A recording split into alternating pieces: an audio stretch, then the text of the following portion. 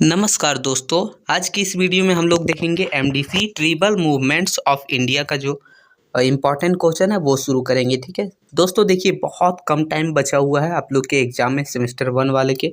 और आप लोग जो है बोल रहे हैं इन सब्जेक्ट का, सोशियोलॉजी का, होम साइंस का, तो सब का करवाना पॉसिबल ना है। जो जो इम्पोर्टेंट लग रहा है, जो ज़्यादा ज़रूरी है वो करवा दे रहे हैं। बाकी अगर आपको और भी सब्जेक्ट का चाहिए तो उसका आपको गैस पेपर है, आप जाइए टेलीग्राम चैनल पर, गैस पेपर मांगिएगा, हम अपलोड कर देंगे, वहाँ से देख लीजिएगा। ठीक है, चलिए पहला क्वेश्चन हो जा रहा, जो मोस्ट इंपॉर्टेंट क्वेश्चन है। बोल रहा है कि भारत में जनजातीय आंदोलन के इतिहास पर प्रकाश डालिए। ठीक है, आप अच्छे से समझिएगा ताकि एग्जाम में आपका ये छूटे ना। ठीक है, देखिए हम लोग का बोल रहा है कि ब्रिटिश शासन के तहत 18वीं और 19वीं शताब्दी में जनजातीय विद्रोह सबसे आम, आक्रामक और आतंकी करने वाला माने जाते हैं।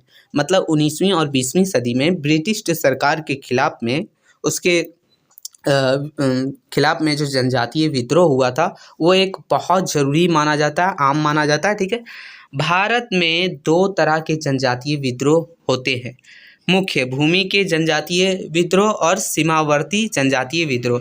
मतलब दो तरह का जो भारत में जो है हुआ था जनजातीय विद्रोह। पहला हुआ था भूमि के लिए, दूसरा हुआ था सीमावर्ती, मतलब अपने मतलब सीमा को, मतलब जैसे होता ना हड़प रहा था ज़मीन वगैरह, तो उसको बचाने के लिए। ठीक है, चलिए जो ज़्यादातर भारत के पूर्वोत्तर में केंद्रित होते हैं, मतलब ज़्यादातर जो है पूर्वोत्तर तरफ हुआ था।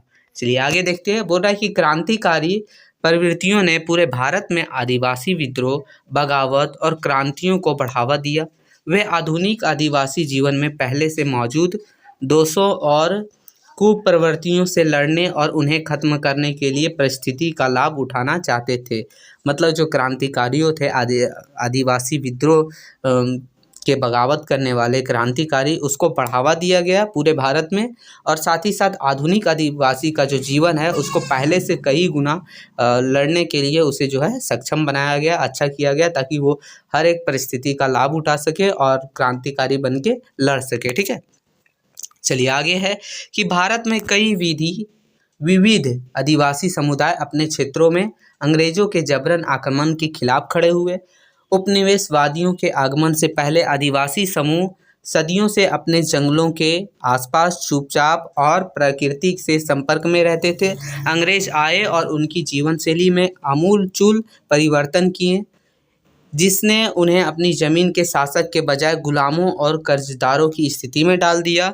विद्रोह मूल रूप से इस अवांछित आक्रमण की प्रक्रिया और स्वतंत्र के लिए संघर्ष था।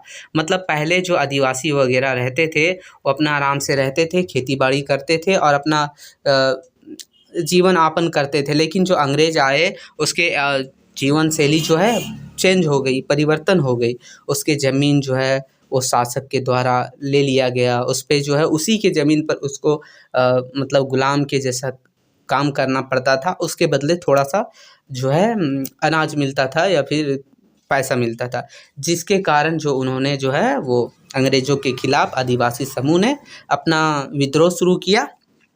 ठीक है, चलिए आगे है जो बहुत संघर्षशाली रहा।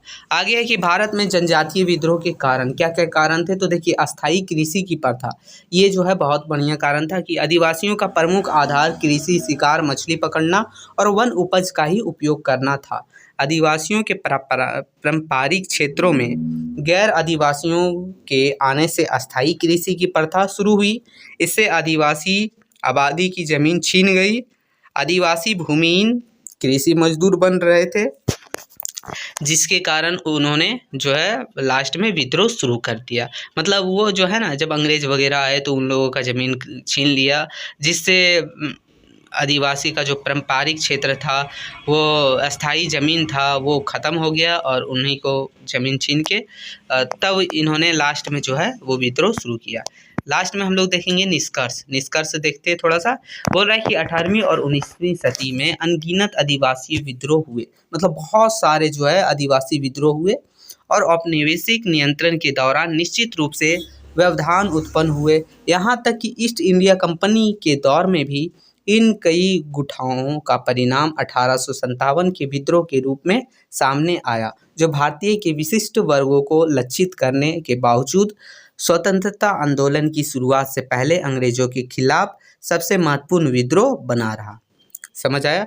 मतलब जो है ना 18वीं 19वीं शताब्दी में बहुत सारे आदिवासी विद्रोह हुए थे, ठीक है, जिसके यहाँ तक कि जो ईस्ट इंडिया कंपनी है उस दौरे में भी हुआ था, ठीक है। इसके परिणाम स्वरूप 1857 में विद्रोह जो हुआ, उसके बाद स्वतंत्रता आंदोलन की शुरुआत हुई, जो अंग्रेज के खिलाफ सबसे महत्वपूर्ण विद्रोह बना। भारत में जनजातीय विद्रोह संस्कृति, राजनीतिक और सामाजिक कारणों से हुए थे, जिनमें सबसे प्रमुख थे अपने क्षेत्रों पर कब्जे का विरोध करना तथा प्राकृतिक वनों और उनके संसाधनों पर अपने अधिकारों का दावा करना।